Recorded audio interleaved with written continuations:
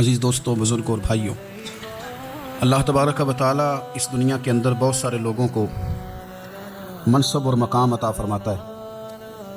بہت سارے لوگ ایسے ہوتے ہیں جنہیں اللہ تبارک و تعالی زندگی میں بڑے بڑے مواقع عطا کرتا ہے۔ وہ چاہیں تو اس موقع سے اپنے ذاتی مفادات حاصل کریں اور چاہیں تو ان اچھے مواقع کو ملت کی، مذہب کی، قوم کی خدمت کے لیے وقف کر دیں۔ کچھ لوگ ایسے ہوتے ہیں کہ جو کسی مقصد کے حصول کی طرف سفر تو کر رہے ہوتے ہیں، لیکن اس کے پیچھے زیادہ تر ان کے ذاتی مفادات کار فرما ہوتے ہیں، اور وہ اپنے دنیاوی مقاصد کے لیے، اپنے اور اپنے خاندان کے دنیاوی فوائد کے لیے کوشش کر رہے ہوتے ہیں۔ ایسے لوگ بھی محدود رہ جاتے ہیں، ان کی سوچ بھی محدود رہ جاتی ہے، اور کئی دفعہ کچھ تھوڑی دیر کے لیے ان کے نام ابھرتے ہیں اور پھر ہمیشہ کے لیے دب جاتے ہیں۔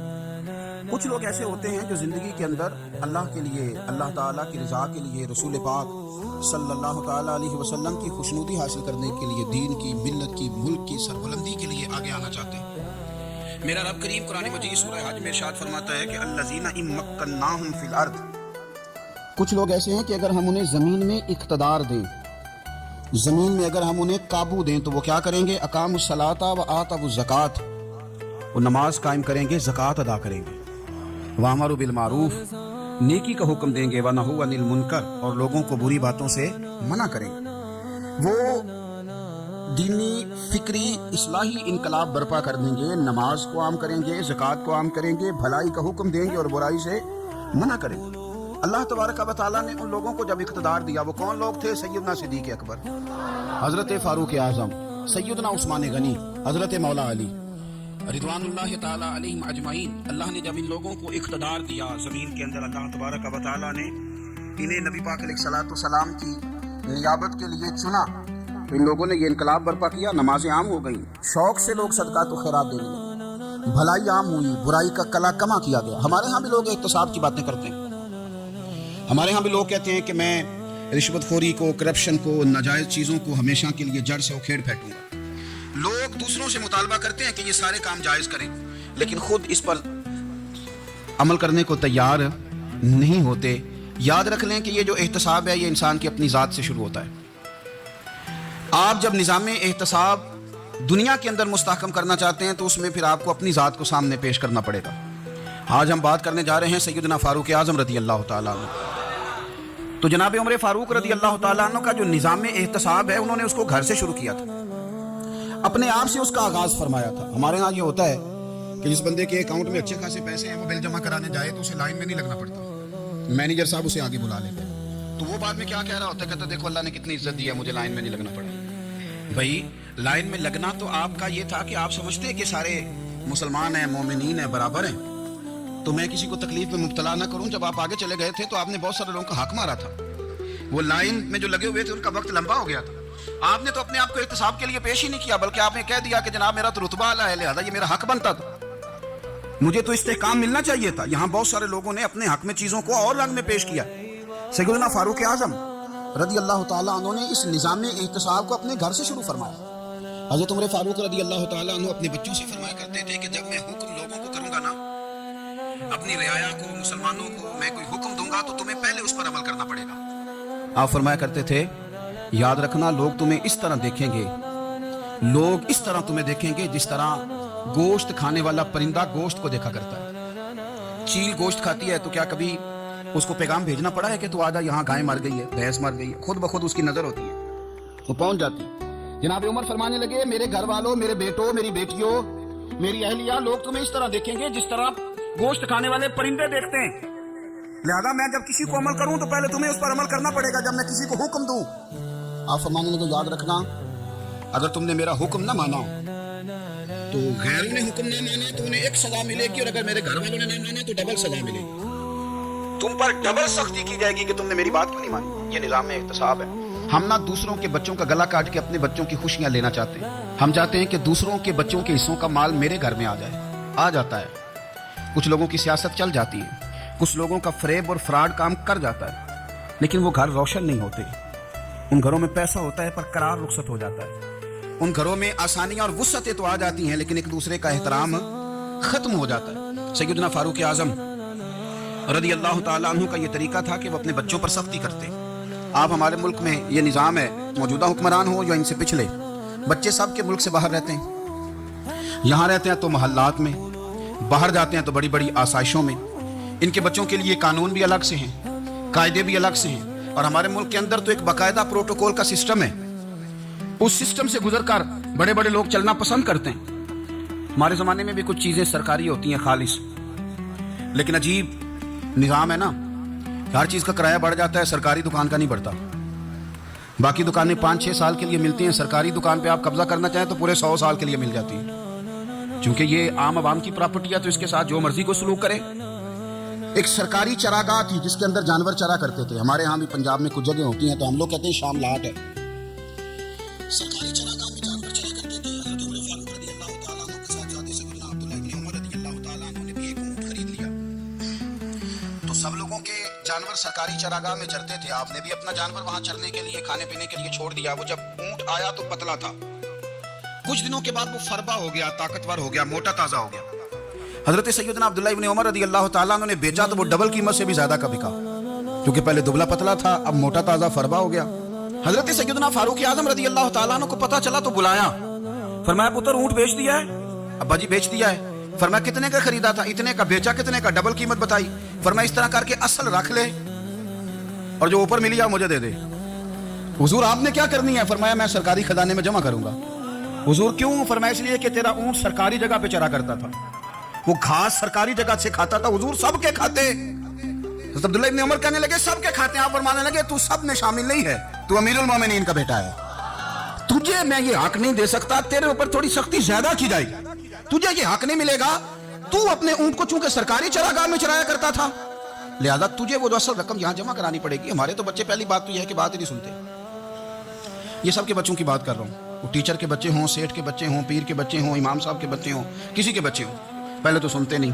اور اللہ خیر کرے اگر آپ کوئی سنانا چاہیں تو فوری طور پر وہ ہوم منسٹری کے پاس پہنچ جاتے ہیں. ان کی اماں ان کی وکیل بن جاتی ہے، آپ کہہ ہی کچھ نہیں سکتے. حالات رخ بدل جاتے. اس کا نقصان یہ ہوتا ہے کہ ان کو تراشا نہیں جا سکتا، ان کو ہیرے نہیں بنایا جا سکتا. ان کے اوپر کچھ ایسی میل کچیل چڑھ جاتی ہے جو بڑی عجیب و غریب ہوتی. اور کچھ لوگ ایسے ہوتے ہیں جو خرابی کرنے میں بھی اپنا کردار ادا کرتے ہیں، خرابی کرنے میں. اور بڑے لوگوں سے منسلک ہونے کے لیے لوگ رستے تلاش کرتے ہیں. رستے. میں چونکہ چیزوں کا مطالعہ کرنے کا بڑا شوقین ہوں، تو میری والدہ داخل تھی کئی سال پہلے ہسپتال میں، تو مجھے اس ہسپتال میں کچھ دن رہنا پڑا. ایک پرائیویٹ ہاسپٹل تھا، تو اس میں انہوں نے جگہ جگہ لکھ کے لگایا تھا ملازمین کو بخشیش نہ دیں. ہم ان کو بڑی اچھی معقول تنخواہ دیتے ہیں، سیلری بڑی عمدہ ہے، تو لوگ بخشیش نہ دیں.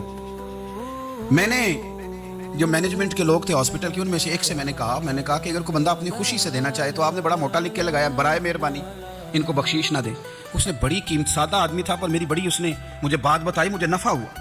کہنے لگے مولوی صاحب جب کچھ امیر لوگ اسپتال میں مریض لے کے آتے ہیں تو وہ صفائی والے کو پہلے ہی 500 روپیہ دکھا لیتے ہیں آتے ہی. پھر وہ جیسے آواز دیتے ہیں صفائی والے فٹافٹ اندر آتے ہیں، ان کا کمرہ صاف کرتے ہیں. تو سارے تو بیچارے اتنے مالدار نہیں ہوتے کہ آتے ہی پہلے کام والے کو 500 دیں. پھر نقصان کیا ہوتا ہے کہ یہ جن کی ذمہ داری ہے بہت ساری ڈیوٹیاں کرنے کی، یہ ڈیوٹی نہیں کرتے. یہ پلٹ کے ان کی طرف دیکھتے ہیں جن کے گھر سے سالن صحیح آتا ہے.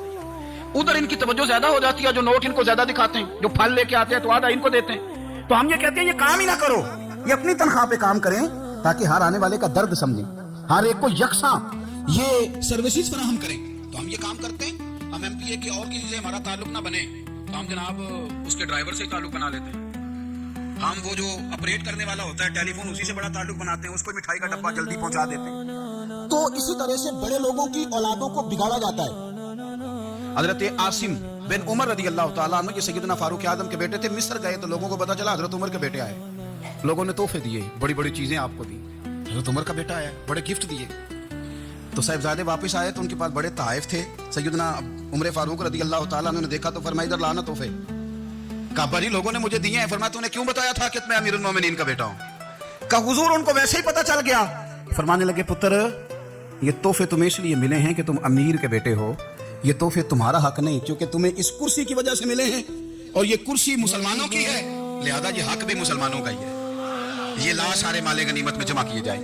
آپ اپنے گھر سے جب احتساب شروع کرتے ہیں، اپنے گھر سے، اور یہ یاد رکھیں یہ جو لوگ آتے ہیں آپ کے بچوں کو نوازنے کے لیے، یہ انہیں خراب کرتے ہیں، بگاڑ پیدا کرتے ہیں، یہ عجیب و غریب سی چیزوں میں مبتلا کر دیتے ہیں. بچوں کا نقصان ہوتا ہے کل کلام. پھر جو شاپر اچھا لے کے آئے پیر صاحب کے بچے ذرا اس سے پیار سے ملتے ہیں. نقصان ہو جاتا ہے، یہ دستے نگر ہو جاتے ہیں، یہ لوگوں کی طرف جیتے ہیں، دوسروں پہ ڈیپینڈ کرنے لگتے ہیں۔ حضرت ابو موسیٰ اشعری رضی اللہ تعالیٰ عنہ نے پہلے تو ایک قلین بڑا سونا تھا، تو آپ نے حضرت عمر کے گھر بھیج دیا کہ چلو ان کے گھر میں ان کی اہلیہ بچھا لیں گی، کہیں سے تحفہ آیا۔ پھر وہ جس کمرے میں مال غنیمت اور خزانہ رکھا جاتا تھا اس کی صفائی کر رہے تھے تو ایک دینار مل گیا، تو وہ دینار بچے سارے جا رہے تھے، تو ان میں سے حضرت عمر کے ایک بیٹے کو چھوٹے کو بلایا اور بلا کے کہا پتر یہ دینار لے لو۔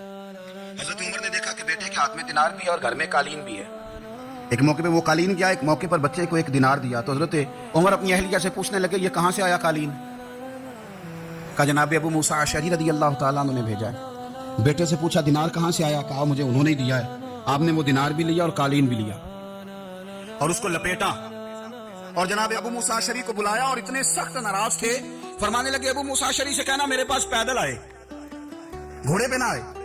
اور جب آئے حضرت ابو موسیٰ اشعری تو جناب عمر اتنے ناراض ہوئے کہ وہ قالین لپیٹ کے تو ان کے سر پہ مار دیا، فرمانے لگے پکڑو اپنا دینار، تمہیں پورے مدینے میں میرے بیٹے کے علاوہ کوئی اور نہیں ملے گا جسے تم خراب کر سکو، میرے پتر ہی ملا تھا بگاڑنے کا، کس نے اجازت دی تم میرے بیٹے کو دینار دو، کیوں نہ تم میرے گھر میں کہہ رہے حضرت عمر فاروق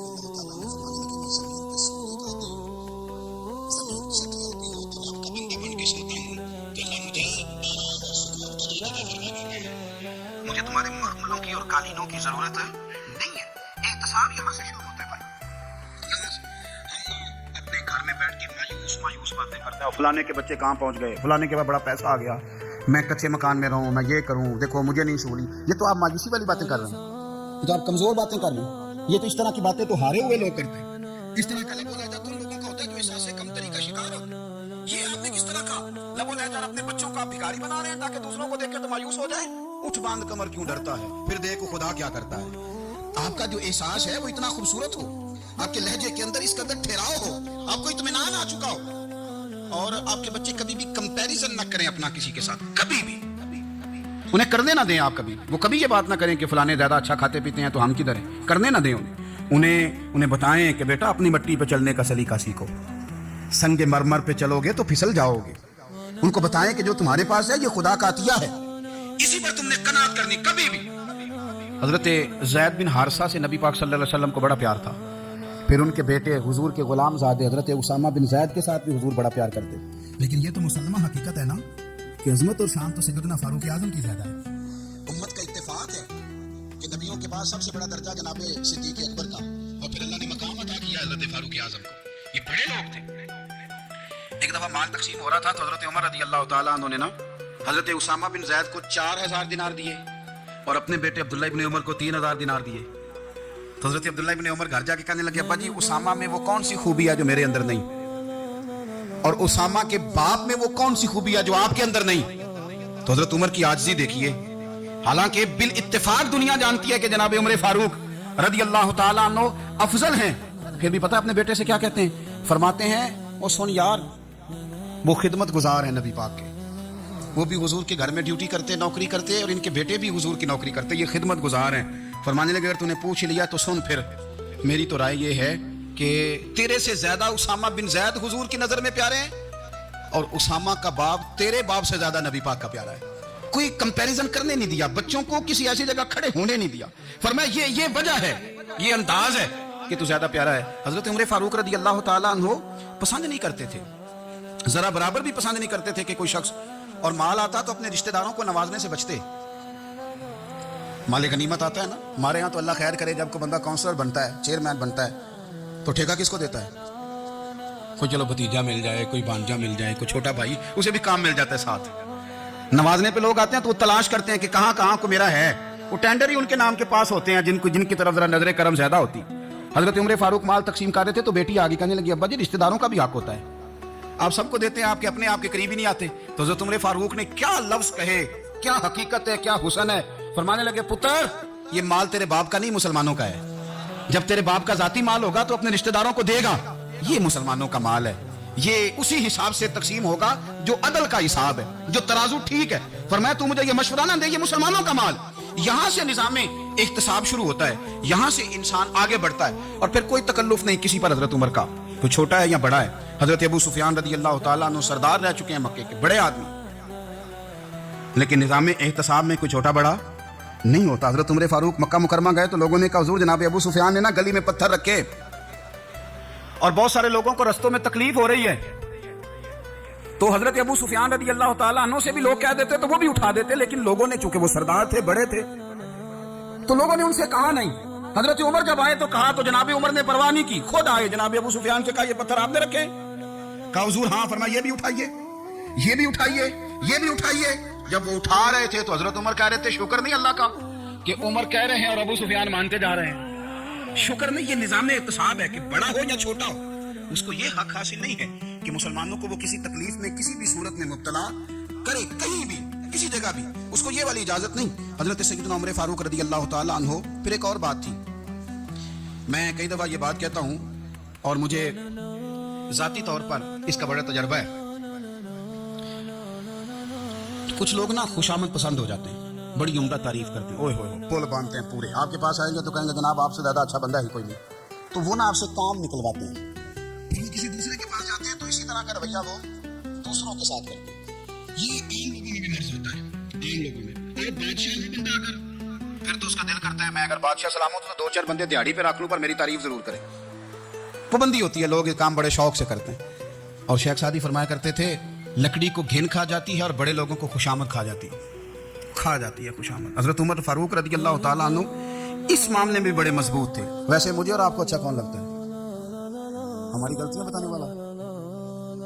ہمارے ساتھ فرمایا کرتے تھے اپنے دشمنوں کی باتوں پر بھی غور رکھو, تمہارے دشمن تمہیں نکھار دیتے ہیں, تمہارے اندر جو کوتاہیاں ہوتی ہیں وہ تمہیں پتہ چل جاتی ہیں کہ یہاں یہاں یہاں یہاں میری اصلاح ہو رہی, ان پر غور کرو وہ کیا کہتے ہیں. حضرت عمر فاروق کی تعریف کی ایک بندے نے, کمال تعریف کی. اس کا خیال تھا کہ رزلٹ بڑا شاندار آئے گا. بادشاہ کی تعریف ہوتی تھی تو پھر تھیلی جاتی تھی اشرفیوں کی, کمال رزلٹ آئے گا. تو حضرت عمر جب وہ پوری کر چکا نا بات تو فرمانے لگے تو خود بھی ہلاک ہوا اور مجھے بھی ہلاک ہی کر دیا, خود بھی تباہ ہوا ہے مجھے بھی تباہ کر دیا. کس طرح کی باتیں کر رہا ہے. ایک بندہ اور آیا اور اس نے آ کے کہا کہ پوری امت میں سب سے افضل ہے فاروق اعظم آپ ہی ہیں. حضرت عمر فاروق فرمانے لگے تجھے تیری ماں روئے, ابو بکر تجھ سے بھی افضل تھے, تیرے باپ سے بھی افضل تھے, اور صدیق اکبر تجھ سے بھی افضل ہے, میرے باپ سے بھی افضل ہے. یہ تو کس طرح کی بات کر رہا ہے؟ یہاں ہر شے ہضم نہیں ہو جاتی, فوری طور پہ لوگ ڈکار بھی پورا نہیں لیتے. قرآن مجید نے کہا فلا تزکوا انفسکم هو اعلم بمن اتقى, اپنے منہ سے نہ کہو میں پاک صاف ہوں, اللہ زیادہ بہتر جانتا ہے کہ تم میں سے پرہیزگار کون ہے. اپنے منہ سے تعریفیں کرتے کراتے ہو, یہ مزاج چھوڑ دیں. حضرت عمر رضی اللہ تعالیٰ عنہ پسند نہیں کرتے تھے. ایک آدمی نہ چلتا تھا وہاں تو بڑا متکبرانہ چال کے ساتھ چلتا, حضرت عمر نے دیکھا, یہاں تک احتساب فرماتے تھے, زمین پہ زور زور سے پیر پٹکتا, چال بڑی اس کی متکبرانہ, لوگ بڑے پریشان ہوتے ہیں. حضرت عمر نے ایک دن سمجھایا, باز نہیں آیا, اگلے دن پہ درہ نکال لیا, لگائے 4 درے, فرمایا آج کے بعد نہ چلنا اس طرح مدینے میں پیر پٹک پٹک کے. اس وقت تو اسے غصہ لگا, لیکن کچھ دیر کے بعد نا جب غصہ اترا تو حضرت عمر کے پاس آیا, کہنے لگا حضور اللہ آپ کا بھلا کرے, آپ نے درے نہیں مارے, آپ نے تو شیطان بھگا دیا جو میرے ساتھ چمٹا ہوا تھا, چمٹا ہوا شیطان آپ نے مجھ سے بھگا دیا. یاد رکھیں مسند امام احمد بن حنبل میں حدیث ہے, اللہ کے پیارے رسول صلی اللہ علیہ وسلم فرماتے ہیں جو دنیا میں متکبرانہ چال کے ساتھ چلتا ہے نا, قیامت کے دن وہ اللہ سے اس حال میں ملے گا کہ رب اس سے ناراض ہوگا. متکبرانہ چال سے نہیں چلیں گے. تو حضرت فاروق اعظم رضی اللہ تعالیٰ عنہ کا یہ طریقہ تھا کہ آپ خیال کرتے, اور پتہ کس طرح کا آپ کا مزاج تھا, فرماتے تھے تقسیم کرو, دوسروں کا بھی خیال رکھو. جس طرح بندہ دیوانہ وار نہیں لوگوں کا خیال رکھتا کہ بندہ بگڑے کوئی نہ, دیوانہ وار. کچھ لوگ تبلیغ کرتے ہیں رسمی, اور کچھ لوگ ایسے ہوتے ہیں جو لوگوں کی اصلاح میں دیوانے ہو جاتے ہیں. ان کی خواہش ہوتی ہے یہاں بھی بندہ ٹھیک ہو جائے, یہاں بھی بندہ ٹھیک ہو جائے, یہاں بھی بندہ ٹھیک ہو. کچھ لوگ کڑی نگرانی کرتے ہیں کہ انسان بگڑنے نہ پائے. حضرت عمر فاروق رضی اللہ تعالیٰ عنہ نا گوشت والی دکان کے پیچھے جا کے بیٹھ گئے کئی دنوں تک. وہ کہنے لگا حضور یہاں کیا ہے؟ فرمایا تو اپنا کام کرنا. گوشت والی دکان پہ بیٹھے, کام کر اپنا, نگرانی کرنے لگے حضرت عمر. پھر آپ نے نا وہ بندے پکڑ لیے, کون؟ جو 2 دن مسلسل گوشت خریدنے آئے, پکڑ کے کھڑا کر لیا. فرمایا تو کل بھی گوشت لینے آیا تھا؟ حضور ہاں. فرمایا آج پھر کھائے گا؟ حضور جی. تو آپ فرمانے لگے کیا تیرے محلے سے غربت ختم ہو گئی ہے؟ تیرے رشتہ دار سارے پیٹ بھر کے کھاتے ہیں, تو 2 دن گوشت لینے آتا ہے. فرمایا آج کے بعد مسلسل گوشت لینے آیا تو درے سے ماروں گا, خبردار یہ کام نہ کرنا. یہاں تک نظام احتساب کا جب خیال رکھا جائے پھر حالات بگڑا نہیں کرتے, پھر وہ قابو میں رہا کرتے. حضرت عمر فاروق رضی اللہ تعالیٰ عنہ اس ترتیب کے ساتھ اصلاح کرتے, اس ترتیب کے ساتھ. سیدنا فاروق اعظم رضی اللہ تعالیٰ عنہ کی ایک بات آخر میں عرض کرنی ہے, وہ میں بھی اپنے اوپر لاگو کروں, آپ بھی غور کریں. حضرت عمر فاروق رضی اللہ تعالیٰ عنہ نے نا خط لکھا حضرت ابو موسیٰ اشعری کو. آپ فرمانے لگے یاد رکھنا جو گورنر جو امیر اپنے رب کریم کی فرما برداری کرتا رہتا ہے نا، اس کی رعایا بھی اس کی فرما برداری کرتی ہے. اور جو لوگ اپنے رب کریم کی فرما برداری چھوڑ دیتے ہیں، پھر جنہوں نے ان کی فرما برداری کرنی ہوتی ہے وہ ان کی فرما برداری چھوڑ دیتے ہیں. آپ نے سپہ سالاروں کو خط لکھے تھے، فوج کے جو جرنیل تھے، کمانڈو تھے، ان کو خط لکھے تھے. فرمایا جو سپاہی نماز نہیں پڑھتا اسے فوج سے نکال دو. اور ساتھ لکھا تھا یاد رکھو جو رب کا وفادار نہیں وہ ہمارا کیسے ہو سکتا ہے. نکال دو ان لوگوں کو، فوج سے الگ کر دو. ہم آج جو بے پناہ پریشان ہیں، ہمارے بچے بات نہیں مانتے، شاگرد بات نہیں مانتے، ہم شکوے کرتے ہیں، بے ادبی بڑھ گئی.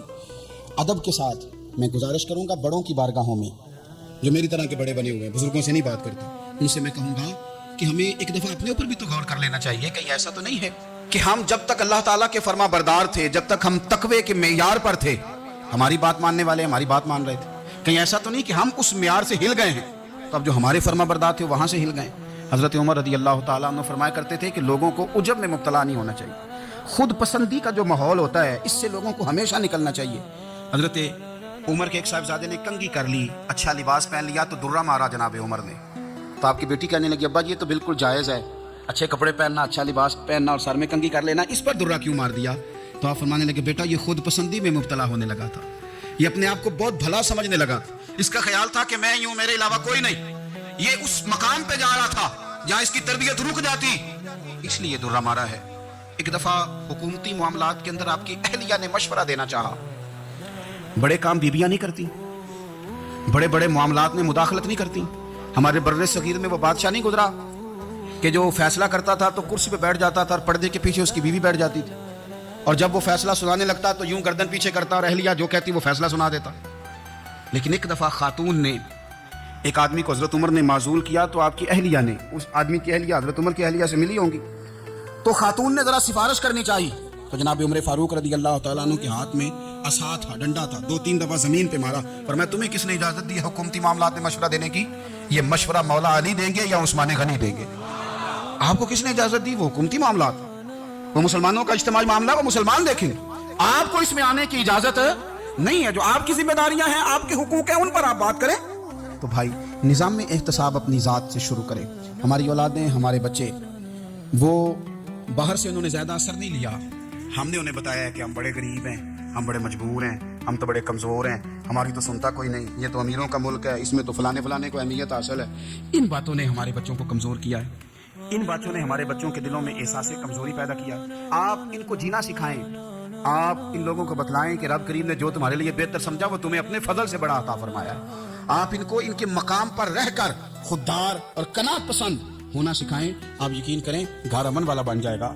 بچے اگر بھنا ہوا گوشت کھا رہے ہوں اور پھر بھی لاڑی رہے ہوں کہ مسالہ میری مرضی کا نہیں، سٹائل میری مرضی کا نہیں، ٹیسٹ میری مرضی کا نہیں، یہ والا گوشت میں نے نہیں کھانا، یہ اس طرح کر کے بھنا ہوتا تو پھر میں نے کھانا تھا، وہ زیادہ خوفناک صورتحال ہو جاتی ہے. لیکن اگر ابا جی، اماں جی، گھر والے کھیتوں میں کام کر رہے ہوں اور بچے اچار کے ساتھ روٹی لے کے جائے اور بننے پہ بیٹھ کے، پھٹے پہ بیٹھ کے وہ پھر کھانا شروع کریں، اور جب وہ اچار آئے اور وہ ایک دوسرے کو کہیں کہ آج تو 2 کلے ہو گئے میرے کام کے، اس دفعہ تو دیکھنا ہماری فصل کتنی شاندار ہوگی.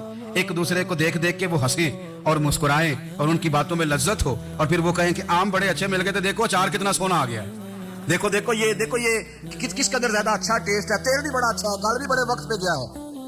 آپ یقین کریں یوں لگتا ہے کہ کائنات کی سب سے بہترین روٹی یہ لوگ کھا رہے ہیں. یہ سوچ حضرت عمر نے ہمیں دی ہے، یہ فکر جناب عمر نے ہم تک پہنچائی ہے. اللہ ہمیں سمجھنے کی توفیق عطا فرمائے. آخر دعوایا ان الحمدللہ رب العالمین.